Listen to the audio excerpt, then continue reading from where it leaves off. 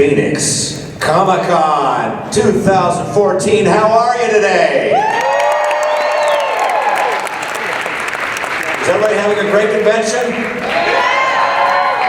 Who all have you seen? Stanley, Nathan Fillion, John Barrowman. Love him. I got a photo up with him earlier today. This has been an awesome convention, and we are really pleased to have our next guest out. Literally a grand finale for us. Pardon the blue glasses. I lost my pair of readers earlier, and I had to borrow them from another member of our staff. So, well, thank you. Thank you very much.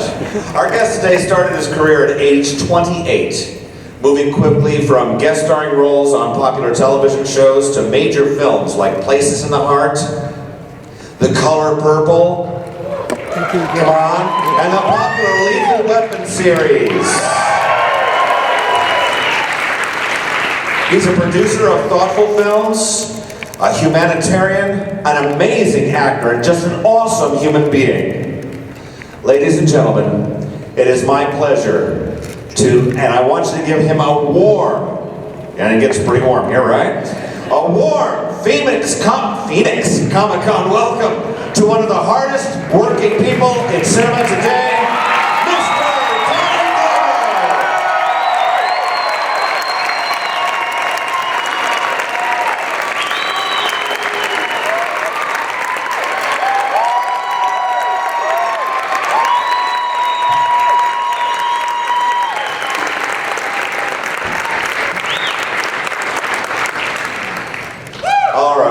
Thank you very much for being with us today, sir. We're very honored to have you here. And to start off with, I just wanted to ask you a couple of quick questions of my own because I'm nosy. And I wanted to know, what was it that actually got you interested and started in theater and acting to begin with?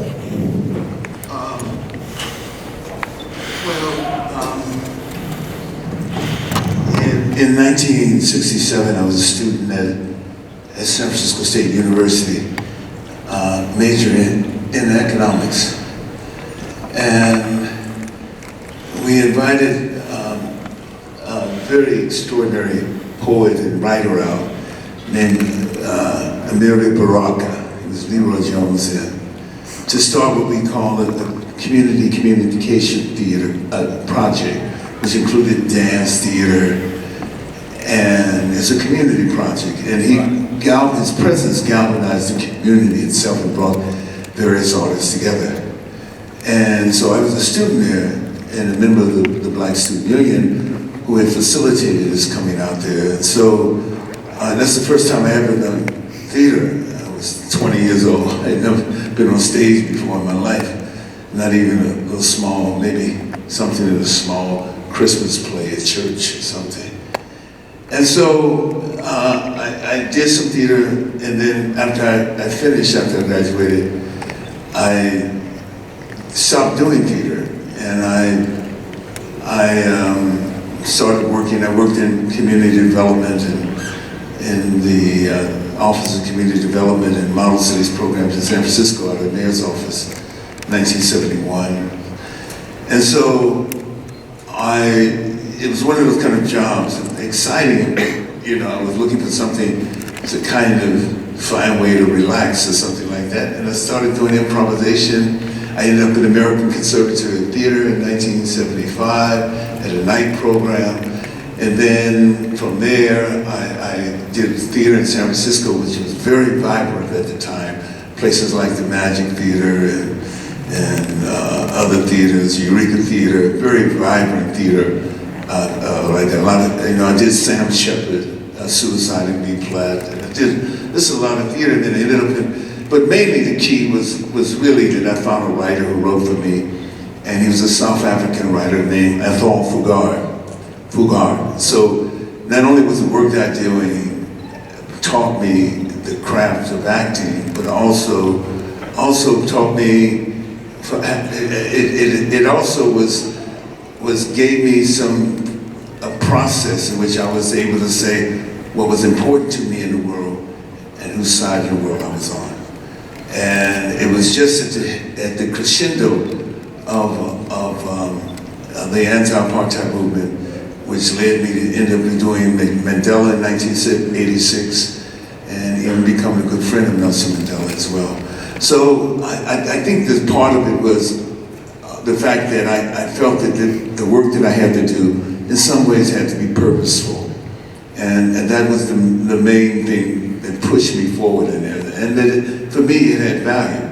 I said, this had value. So often I refer to myself as a cultural worker, which means the work that I do, I feel has value.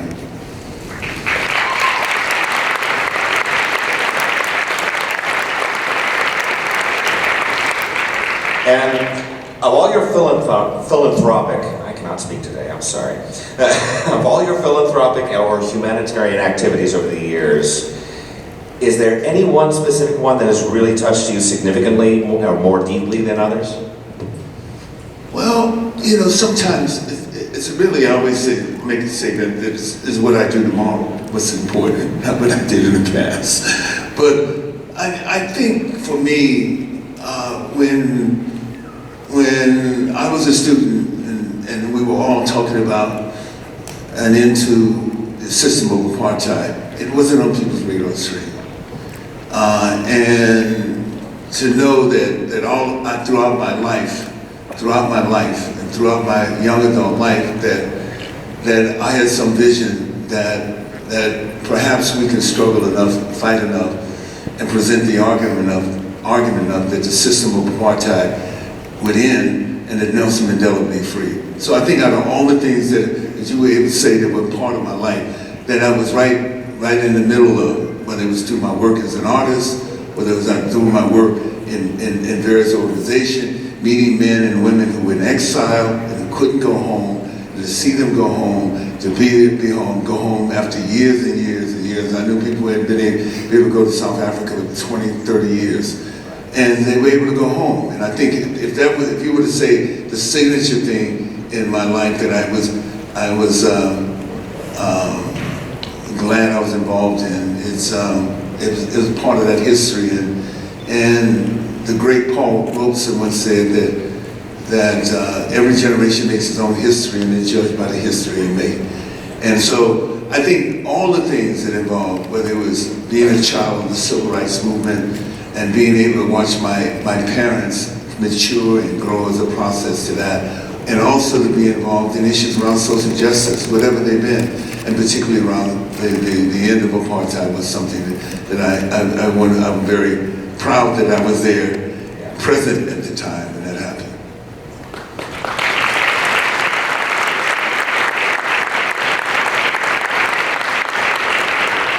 We're going to start taking questions from the audience here in just a sec. I just have one last one because it's one of my favorite films. Lethal Weapon was one of your most popular films in your earlier career, and you really seem to have an amazing chemistry with your co-stars. Was the making of the Lethal Weapon films as much fun off camera as it looked like it was? Because you seem to be like really getting along well. Oh man, it was so wonderful to work with Mel Gibson, and I love Mel. Mel's such a great friend of mine, and to be able to work with him, because there's a level of just, I think that, sometimes you don't see this work, but there's a level of genius and ingenuity there and generosity. So when all those things meet in one time, you have it's just a great time working. And each time whenever I think about Lethal Weapon and Dick Donner and everything else, someone said they had just met Dick Donner, and a big smile came on my face. They came up to my table. And it's because of that, and I mean, it was really a great to work in, to bring Joe in, and everyone who was added to the cast at any time. It was just really, really wonderful. And so, yeah, I mean, for me, it was certainly the most successful part of my career, and it also allowed me to do some other things, like To Sleep with Anger, a movie I did, or The Saint of Fort with Charles Burnett directing, or The Saint of Fort Washington, a movie about two homeless men that I did with Matt Dillon, you know, and other things that it kind of like became the focal point because it was a franchise film, you know. And then, you know, at the time I had a great agent too, Arnold Rifkin, man, he was like a brother to me. We were almost exactly the same age, and we went through the same, but he was my agent, and he would find and fight for me, you know, in ways. I mean, really fight for me and try to find to leverage something else, because he represented Bruce Willis, he represented Stallone, and everything else. So he was always leveraging, you know, something for me, and that was that. But those were, to be able to have that kind of franchise film. I remember the second one, which was about, you know, laundering cougarans. You know, the film,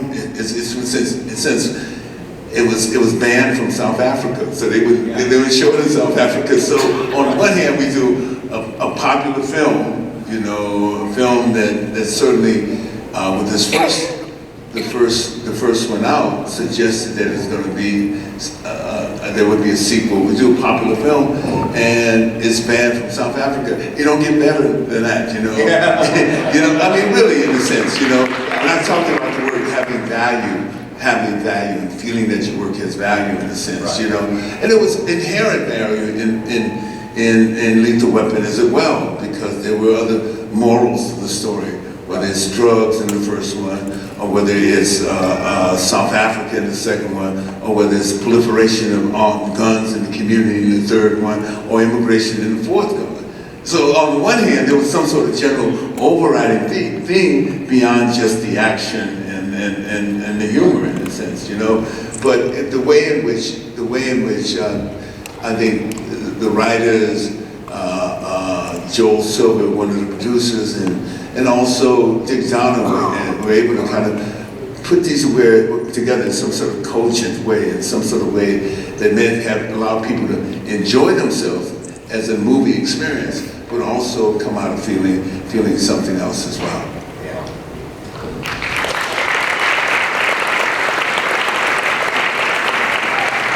All right, I see there's quite a few of you out there that are itching to ask him some questions, so let's start over here on this side of the room. And your name? My name's Hannah. Okay. It's a pleasure to meet you, Mr. Glover. How you doing? Good. Great, thank you. I have a question about Lonesome Dove and your work as Dietz. I'm sorry, a question about what? About Lonesome Dove and your work as Dietz. And I wanted to know what drew you to that role, and then if you wanted to share an interesting story about the filming with us. Well, you know, it's interesting because I did Lonesome Dove in 1988. I think we started shooting again in 1988. And it's certainly one of the great miniseries of all time, you know. And even though Dietz didn't have a lot to say, there was something I kind of built with a storyline around Dietz. And I think the storyline I built around Dietz was that he was a black Seminole Indian. And if you know a little bit of history about black Seminole Indians, they made their way after an agreement with the U.S. government after 3 wars. The Seminole Indians had 3 wars, starting in 1816, 3 wars that lasted over a period of about 30-something years, 3 different wars. After that war came, those wars came General Jackson, President Zachary Taylor, President, and Colonel Dade County came out of the war. And so I made him a black Seminole Indian, because after they made an agreement and went to Oklahoma and places, they fled because the agreement was not upheld. They fled across the Rio Grande and worked for Santa Anna's government until after the Emancipation Proclamation. Then they came back over the Rio Grande, and you see plaques all around Texas where they became scouts for the Texas Rangers and for the U.S. Army as well. So that's where I figured out Dietz was a black Seminole Indian who had come back to it, because he had a different kind of consonance about himself, you know. And I was able to use the form of that idea when I did Buffalo Soldiers for TNT and made John Horse, which is a traditional name for Black Seminole Indian. John Horse had some of the same kind of history as Dietz did as well. And I think the movement of that, it's just what I felt like that everyone in that film, from every single one, from what's my man's name? Every single character belonged in that film. Every single person who played in that film belonged in that film. They looked like they belonged in the film. There's a wonderful coffee table photograph book that was taken by the screenwriter who adapted the play. And it's really beautiful about what it was to shoot on that film, And there were great stories, There was a lot of, Robert Duvall is his own person, you know what I'm saying? And you have all these different energies and everything else. But I tell you, man, it was such a really wonderful experience and to be, and I guess that scene at the end, is really special. I use that term. I said Black Seminole. My grandma's part Choctaw, so there's a Native American blood that runs through my veins as well. Yeah.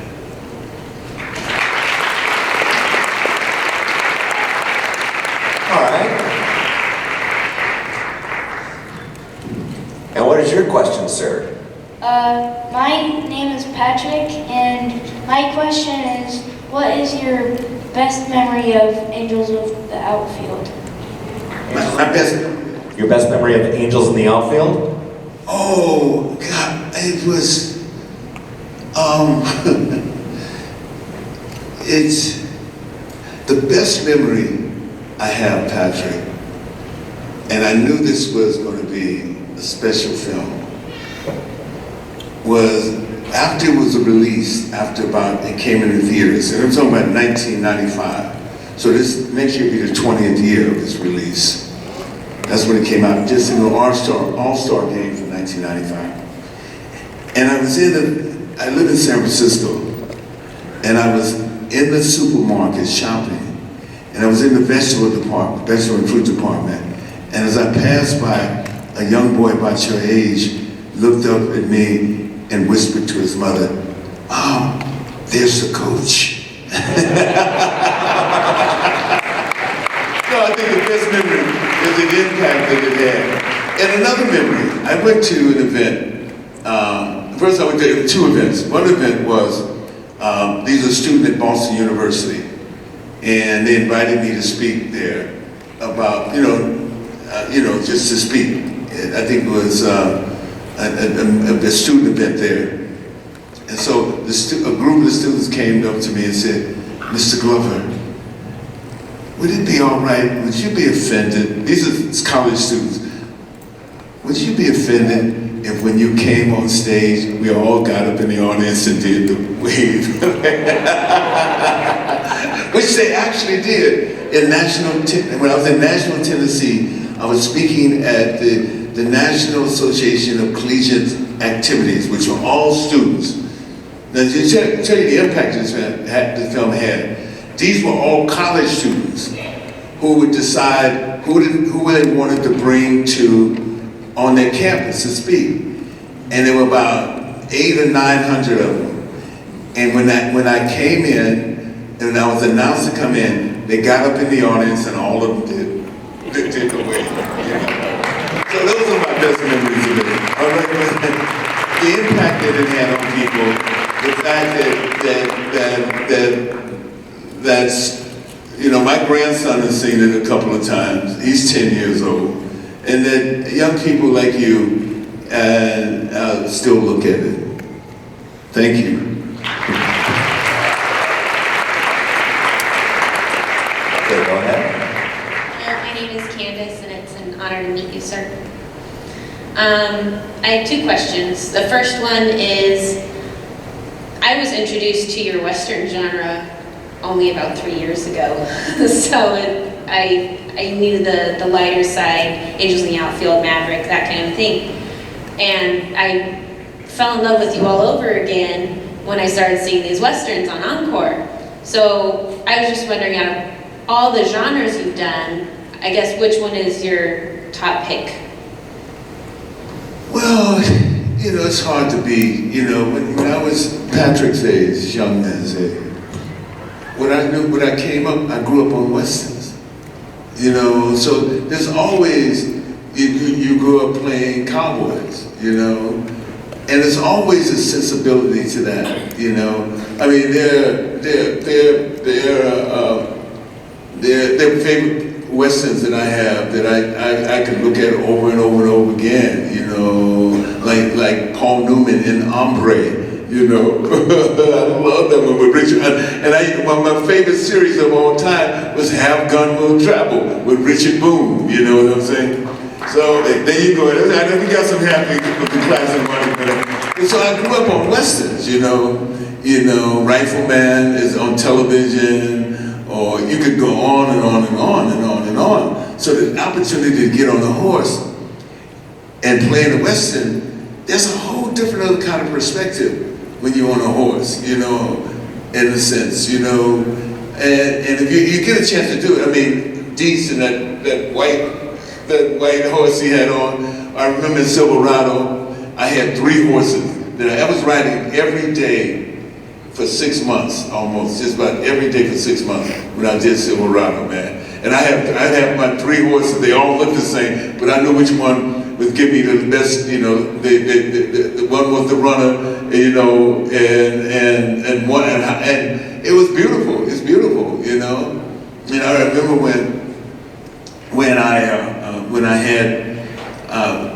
before we started, we had about 4 weeks of rehearsal.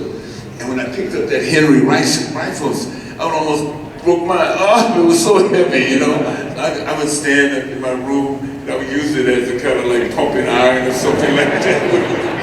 I put it on this hand, and this hand, and this hand, and this hand. But there's something so romantic about that, you know, about doing a Western. And it's a part of that.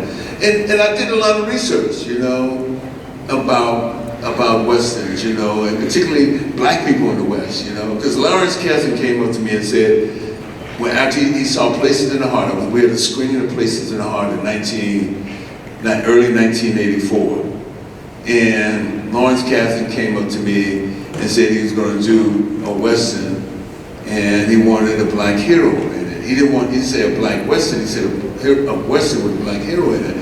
And I did a lot of research on the West and what it really looked like, you know. In fact,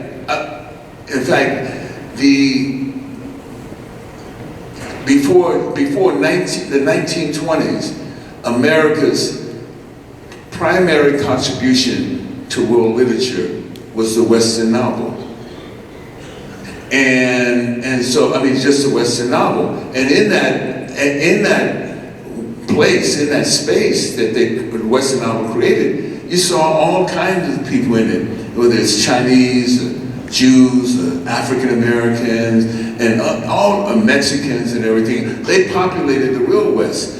They were more than just, you know, Randolph Scott and John Wayne. You know what I'm saying? His images in the West. You know, so I think that there's one thing, the opportunity to do that and understand the West in a different way, you know, and to do that was one of the great things that came out of it as well. That's awesome. You have one more question? Yeah, my second question is actually something I'm stealing from some Bravo interviews I had seen, and I've adapted it a little bit because I have had a little crush on you. I wanted to know, as maybe one of your favorite characters, what would be the best thing he might say to a young woman or lady? Well, as one of my favorite characters, you know, it's funny because when people say, what's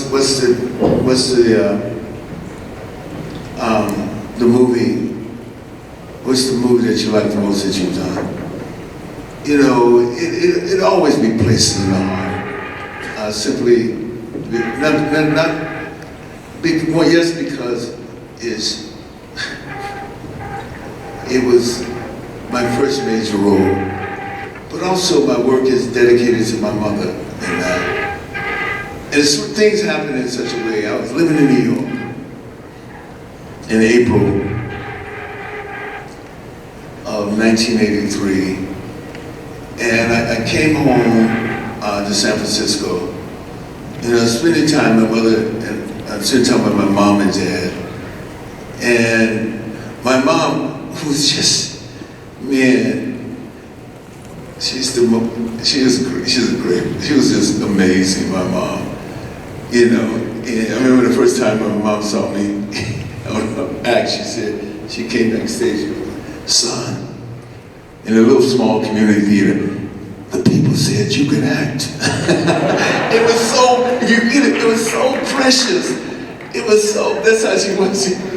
Yeah, well, and she'd always like to take me in and say, oh, what you mean my son Danny? He's an actor, you know what I'm saying? But she said, you're gonna do a movie in September that's gonna change your life.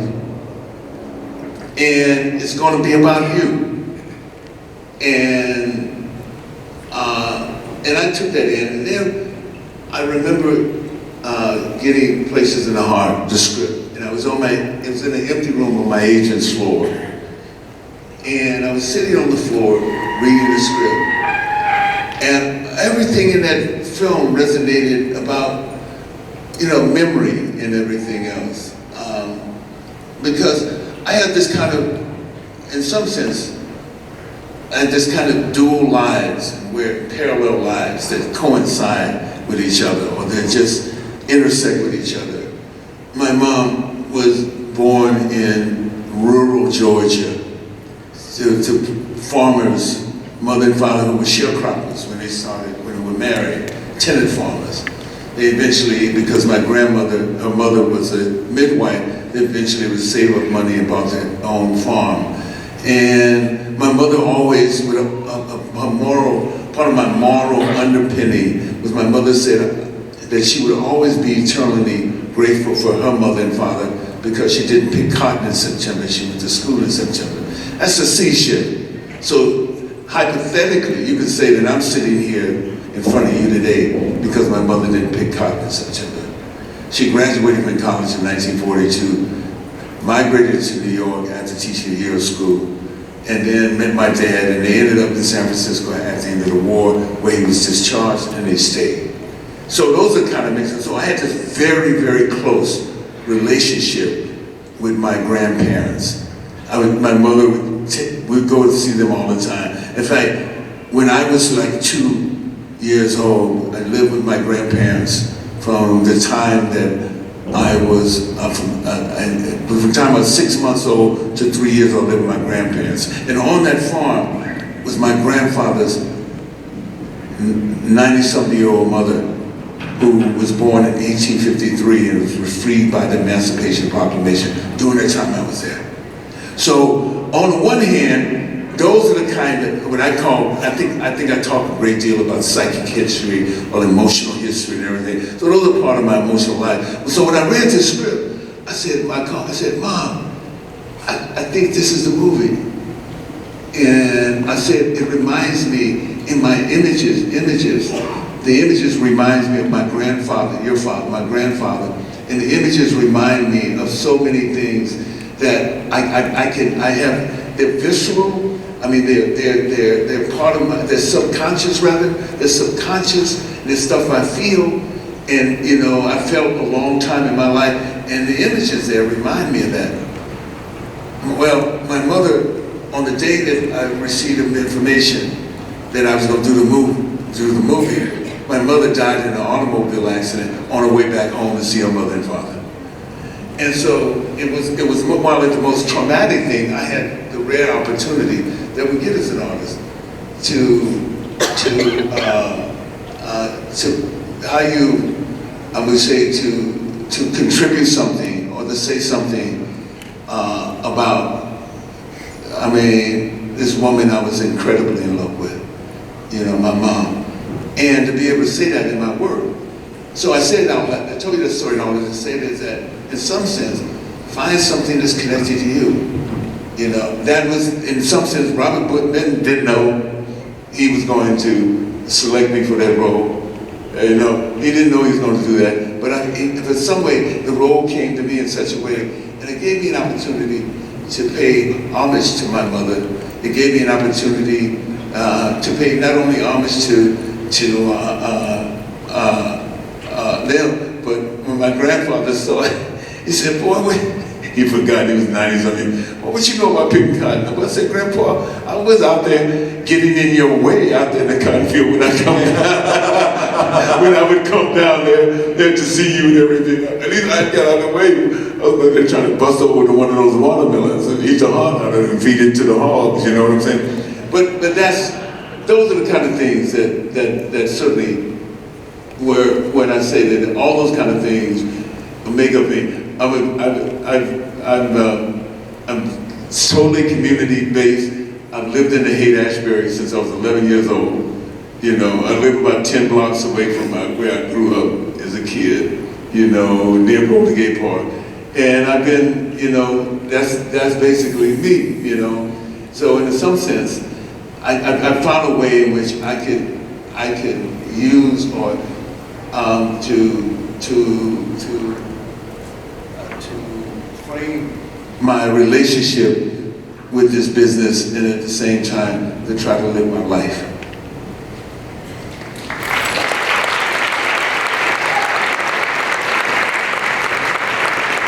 All right, Brooklyn. Hi, Mr. Glover. Hello. My name is Angela, and I've grown up watching your movies, and I want to thank you. Sorry. My name is Angela, and I've grown up watching your movies, and I want to thank you for your work. The Color Purple and Silverado are probably my favorite movies. My question is about Silverado. I know you talked about this a little bit already, but what is your favorite or best memory of working with such a phenomenal cast in that movie? Well, I just working with the cast themselves. You know, I remember Larry has this kind of tone. It's almost like a monotone voice. It's always a nasal kind of in his he talks like kind of has a nasal effect when he speaks. But Larry would say, man, there are a lot of great actors, but there's only a few you can live with for 6 months. So I think all of that, you know, the moments with just working out something, rehearsing, and doing something on a daily basis, you know. I mean, it was 6 months. I mean, 6 months that we went in New Mexico shooting that. And it was a great experience, you know. It was just a wonderful experience, you know. The stuff that came out of that, the movie itself, and then, you know, the publicity, the touring, the Columbia, put a lot of energy and resources into. So every moment was, you know, we worked together, we ate together, and then on Saturday night, because we're working 6 days a week on that film. You know, actors would picture, you know, they get angry because they work 6 days a week now, but working 6 days a week on that film. And just everything on that film was just really, and you felt like you were doing something special, basically. It was, so thank you very much. You know, I mean, that's the good thing about it. Sometimes when you do something, like I remember the first Lethal Weapon, you just felt like you were doing something special. And primarily it was a relationship between Mel and Dick Donner, the director, and myself. That's what made it so special. Thank you. We have another gentleman over here. What was your other favorite role? Well, other favorite role, the other favorite role for me, perhaps, Places in the Heart. And you have to put Lethal Weapon in there. There's so many, it's so hard to say. But a film that I had as much fun doing for other reasons was Predator 2. There's an interesting story around that too, because I was in Chicago doing a play at Steppenwolf Theater in Chicago doing a play, and I received 3 other scripts, and one of the scripts was somebody who played a pimp, and based upon all the commotion around The Color Purple, I couldn't play a pimp.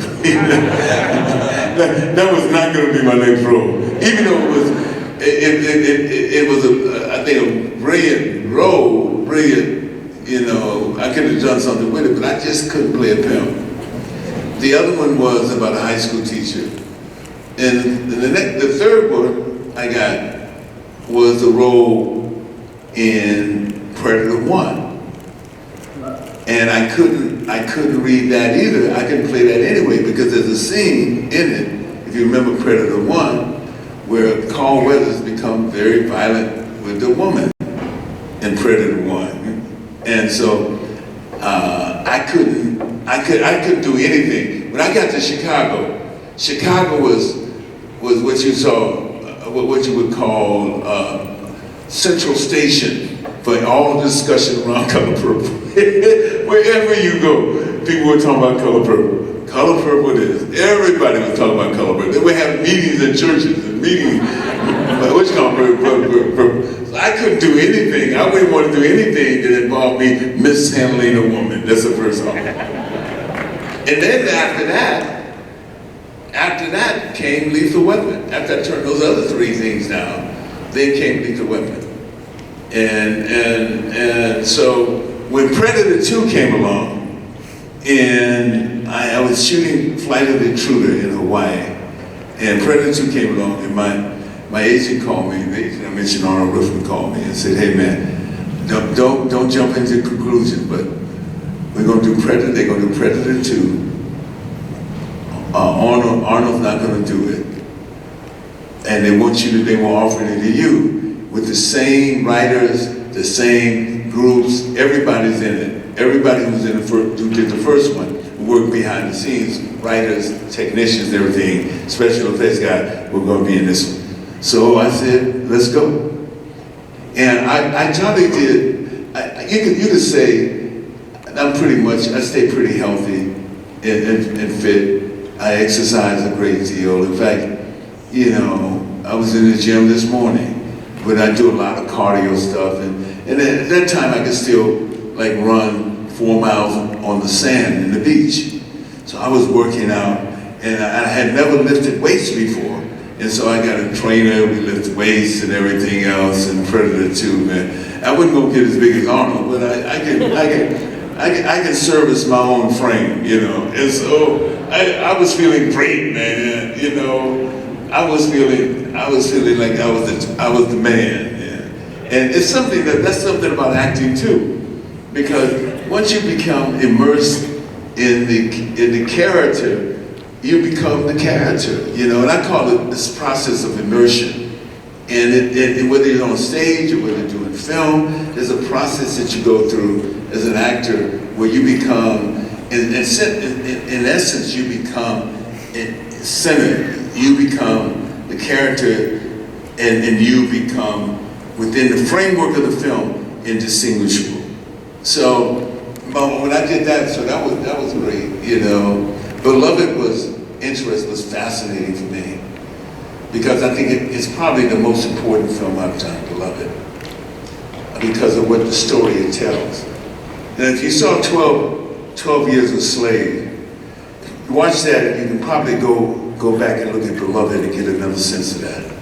you know, in the sense that what the system itself, the pain, the guilt, the fear, and anger, all that stuff, in a sense, the system of slavery represented as well.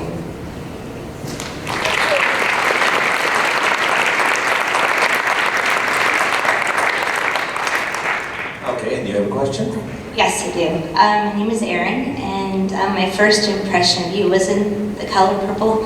I thought you were a scary person until I saw Lethal Weapon, and then I saw all of them, and it was a running theme with my friends and I. But the question I have is, do you have a favorite book that kind of changed your perspective on a certain subject or your life or something like that? I don't know if it's singular, you know. I think in life you often find yourself in let's say in a thoughtful, evolving life in most ways, which most majority of us live. You know, whether we find things to reinforce our beliefs, and we find things to steer us in a particular direction. There are books throughout, at each particular stage in my development, these books have allowed me to do that. You know, since I'm trained as an economist, the early books for me were books around economics. You know, whether it's political economics and everything else, and reading those books, study those books, were the things that further governed the first part of my life. And often they're often associated with various elements centered around change. You know, if you ask me what's in my bag of books that I carry with me, one of the things that's always with me, and I would say that is always reinforcing me, is that I have a couple of books on Martin Luther King speeches.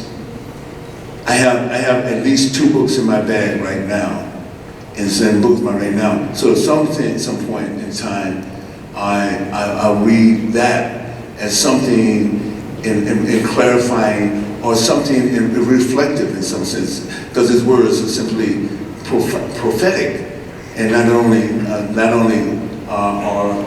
were important at the time of his death more than 45 years ago, but I think they resonate now as well. So if there's one particular thinker that certainly at one particular point in time that I do that, Martin King, a great friend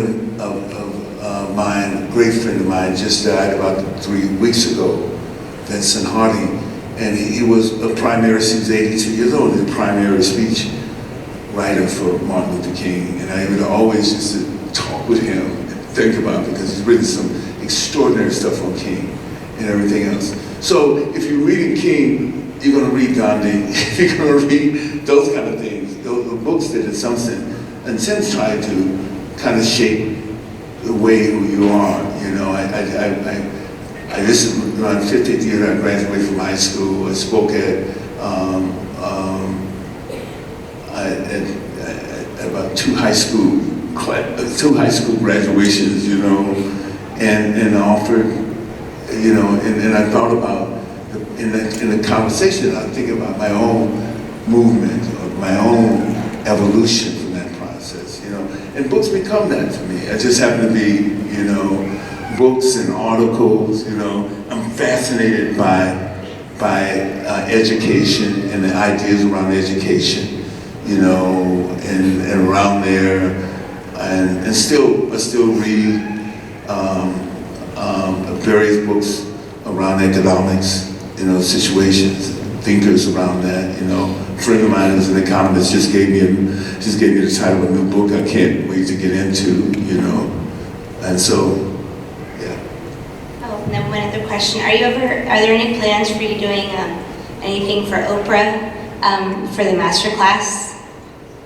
No, she has a master class? Yeah, well, yeah, it's like it's a show on her own, and it's called Master Class, and she has all the, she had Morgan Freeman and Whoopi Goldberg, and Oh. yes, and it's something. No, oh, that's great. That's great. I didn't hear about it. It's the first I heard about it. Just curious.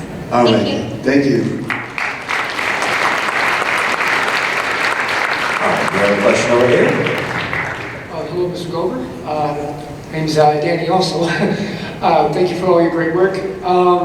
Question, something in regards to one of your other really challenging roles from kind of like Predator 2, that of Lethal Weapon 4. I just wanted to know, I just have an interest in, how was it? It was brutally challenging working with Jet Li, with all the various fighting scenes, including the showdown, any painful moments, amusing anecdotes? Oh man, in fact, he's the sweetest man. He just has a beautiful heart, man. And it was fun. I mean, Jet Li was about 35 then, so, but they say when he was younger, he was much quicker. I can't imagine that, boy. It was something very special to watch, you know, and to be a part of, you know. But the beautiful thing about it is that, you know, all the stuff that we did underwater and all the stuff that seems like it's on a pier, that was on Warner Brothers set. It was not in San Pedro. At 3, 4 o'clock in the morning. You know what I'm saying? It was not in San Pedro. And so what happened is that Dick Donahue, we all have been just tired of doing night shooting. You know, that first part of Lethal Weapon 4 where I'm in the shorts, well that's shot, and that's a night shot. But we were all tired of doing night shooting. And Dick Donahue did not like doing night shooting. So he had to, Warner Bros. Built a tank, which that tank must have been about 15 feet high with water in it. And we shot everything under there. Shot everything on the set. We had our massage therapists. People were stretching us and everything else like that. So it was beautiful. It was wonderful about that. You know. We get to the set at 7 and we leave by 7. Yeah. That's great. Yeah. Thank you. Yeah.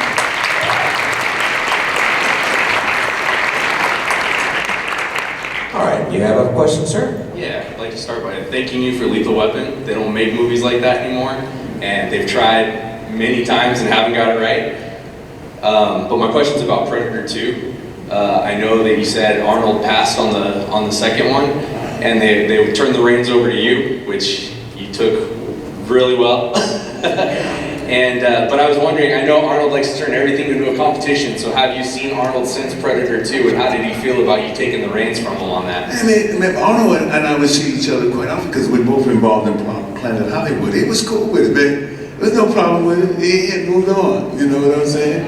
No, we had moved on. He had moved on, you know. I'm glad it was available to do, you know. I'm just surprised that how many people have come to me with with you know, wanting a picture or talking about Predator 2, you know. It's a great line, you know what I'm saying? Some of them we can't pronounce. We can't offer to the audience because of the language, but you know. Someone just gave me one today, you know, and honey. She gave me a line saying, hunting predators. I don't know if this is hunting predators is hard work, you know? Yeah. Or who's next? All right, who's next? Okay. It's great stuff, man. Sometimes you get the best line so right.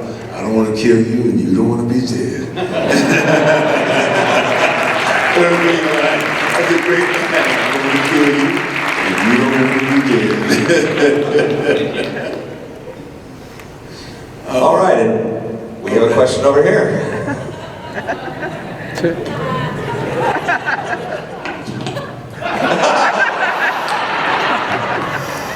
Hello, my name is Andrea, and I just I wanted to do this for my mother. She's actually in the back. She's too shy to come up and say hi to you herself. Her name's Susan. But I do want to ask, during your career, you played a lot of authority figures. And I was wondering, is there ever a point in your career where you felt that you were typecast? That I thought I was what? Typecast? Well, I don't think, I think there was a point in my career when I was always casted as, most of the time, someone who was as older than I really am, you know. That happens now. Somebody wanted me to play some role when I was 92. I said, well, that's a little stretch right now. You know, that's a little stretch for me, you know. But, you know, I did the first Lethal Weapon, I was 39, I'm playing 50, you know. And that's always been the MO for me, you know, in some sense. But I remember the first play I did when, in 1967, I was 20, and I was playing the father of a teenage girl. So I think I just kind of like started, it had its roots beginning way back, yeah. Thank you.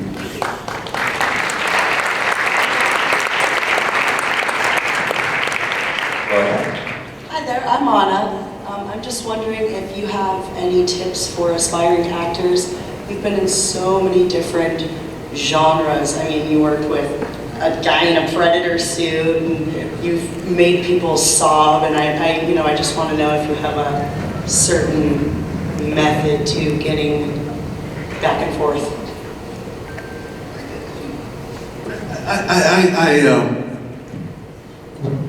There's something about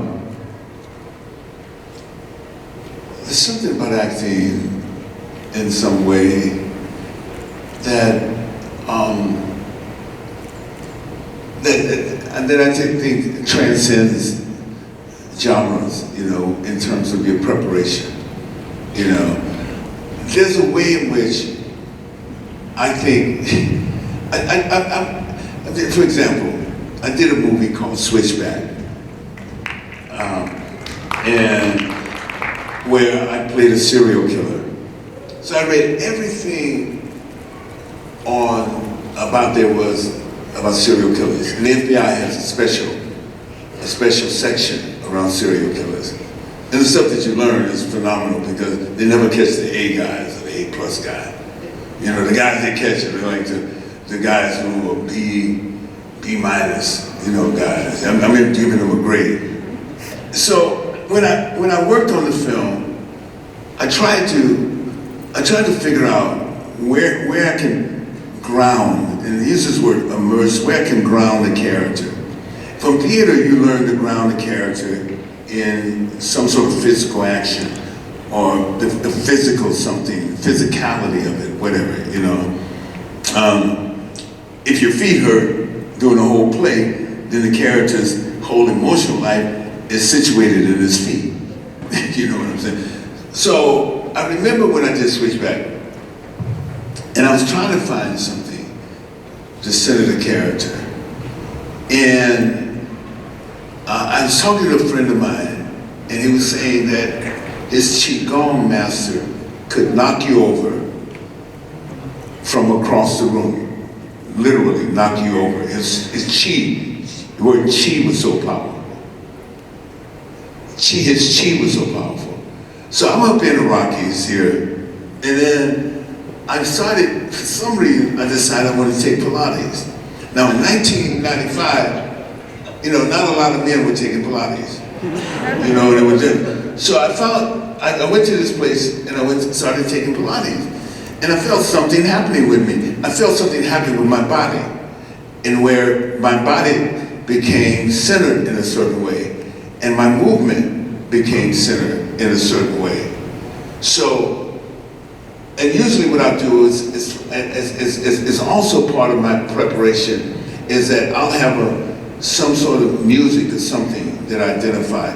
In this case, it's a really beautiful piece, standard by John Coltrane called Equinox. So I centered everything around here. So I've had, in my trailer, I've been playing Equinox. Da-da-da, bum, bum, bum, da-da-da, bum, dum, dum, da-da-da, Sam.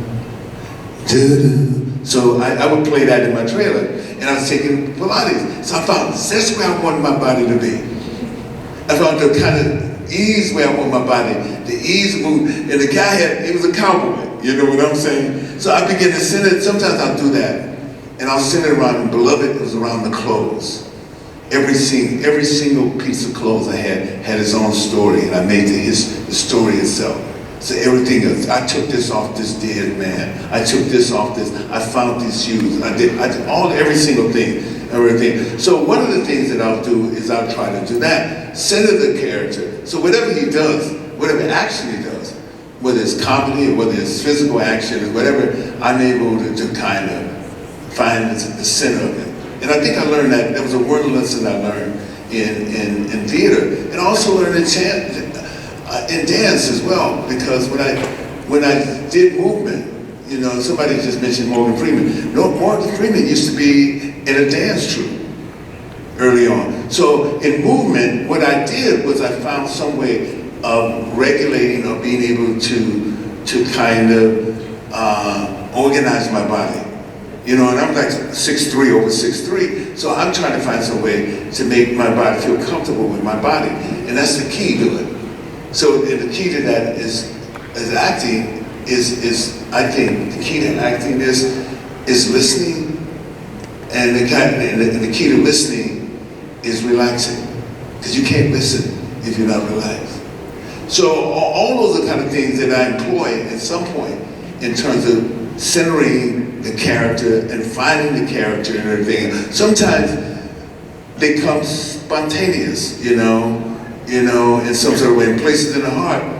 I know what it felt like. All I had to do is recall in my past memory what it felt like being around the farm, what it felt like, you know, that moment in time, you know, for me, you know, something that I called on that. So, but the key is that whatever you find, if any actors and actresses here, and I'm sure there are plenty of actors and actresses around here can give you certainly a lot of valuable information working there. The key is basically trying to find ways in which you use yourself. Thank you so much.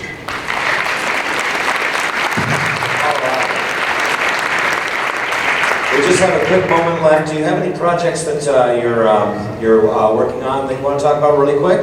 Well, I'm working on this film for Paramount right now up in Vancouver, which I have to be there tomorrow night. And it's called it's one of those big summer movies. It's called Monster Truck. You know, it may be under Formula M, but you know, they think very highly of it. Well, good. I look forward to seeing that.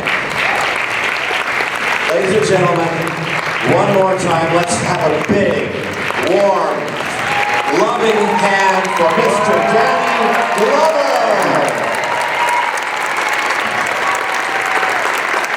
Thank you so much for being here, sir. I hope you had a great time here. We love you, and you have a wonderful rest of your weekend. And you all have a fantastic rest of your Comic-Con.